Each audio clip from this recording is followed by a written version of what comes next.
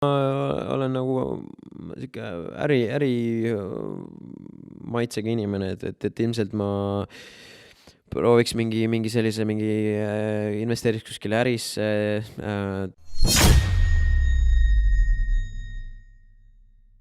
Tulles sellise finantsilise teema juurde, siis küsimus siis selline, et millesse investeerib Andrei Sevakin? Ma investeerin iseendasse ja teistesse inimestesse, kes mind aitavad ja kes mu ümber on.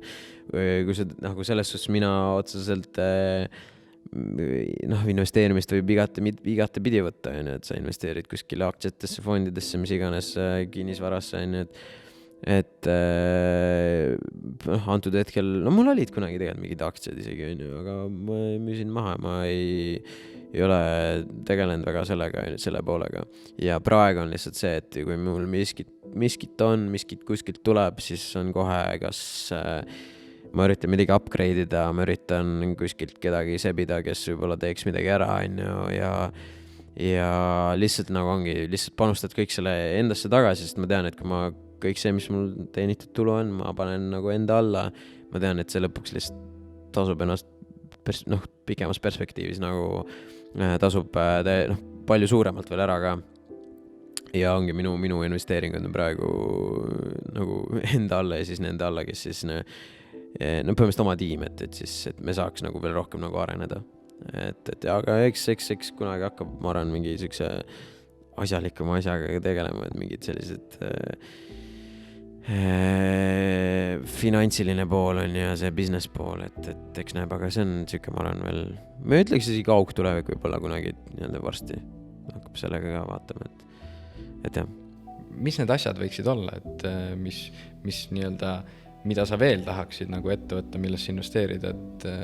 on sul mingid asjad, mida sa võib-olla oled katsetanud, tahaksid proovida? Ma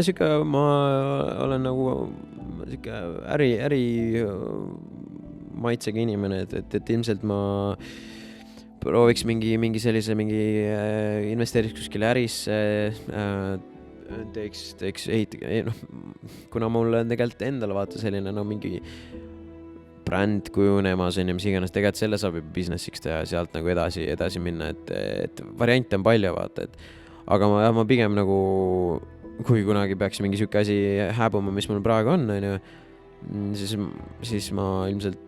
kuskile nii-öelda ärimaailma läheks ka, et ma ei tea, mulle meeldib nii palju asju teha, et ilmselt peab jälle nagu testima ja proovima, et mis nagu toimib, mis endale meeldib, mis raha ka sisse toob lõppude lõpuks, et kõik see nagu siuke tuleviku küsimus. Aga ongi nagu ma ütlesin, ma tegelikult ei ole nagu päev korraga, siis ma nagu väga ei olegi nagu mõelnud, et millele ma veel nagu võiksin konkreetselt panustada, et ma praegu, kui ma näen, et mul asi toimib, siis see toimib ja ma väga ei hakka midagi muutma, kui ei ole nagu katki, ja ma kütan nagu edasi, kui ma hakkan tundma, et kuule, et okei, nüüd siin täitsa asi on juba vaikselt lõpule jõudmas, siis ma hakkan juba edasi mõtlema, mis variandid nagu on ja mida võiks nagu teha edasi.